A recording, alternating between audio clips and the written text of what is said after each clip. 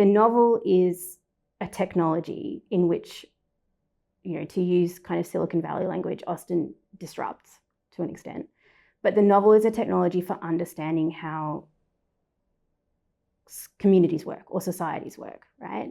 That there are these, underlying economic forces and historical forces, and then there's human behavior on top of that, and that there's also people's expectations, which are sometimes individual expectations and sometimes community expectations, which are often at odds with what's actually happening in reality.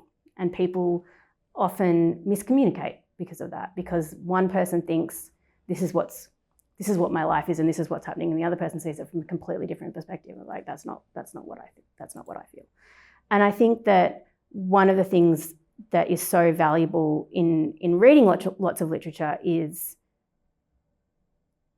seeing that. And I remember, as when I was much, much younger and talking to my family about their, my parents about what was going on with them at work, and feeling like I could give really great advice of how to deal with that because I just read Middlemarch or something like that. And I was like, oh, well, I think what's happening here is this, and this is, and so telling someone with like 30 years of experience in a completely different discipline how to run their lives. I really feel that it's been very, very helpful in my life to understand that other people have different perspectives. And I think the best way of figuring that out is by reading free and direct speech, right? That you can have this partial and complex insight into somebody else's mind and the way that it's working, but remembering that that's not your mind. It's also not objective reality. It's this kind of third space, right? Where the kinds of things that, say, Fanny Price thinks, I would never think in my entire life, right? But I can tell it's Fanny Price. And sometimes I can tell it's Fanny Price and not Austen. And sometimes I can tell it's Austen and not Fanny Price. But it's also definitely not me, right? And I think that that's something that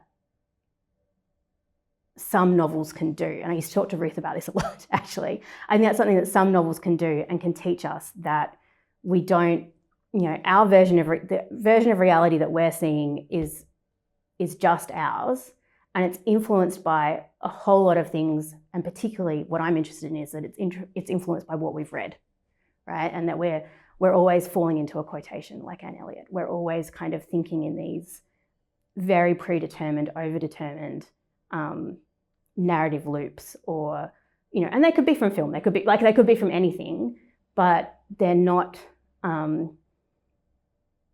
They have as much, if not more, control or influence over the way that we think about things and the way that we relate to one another as any kind of objective material reality that we're actually living in.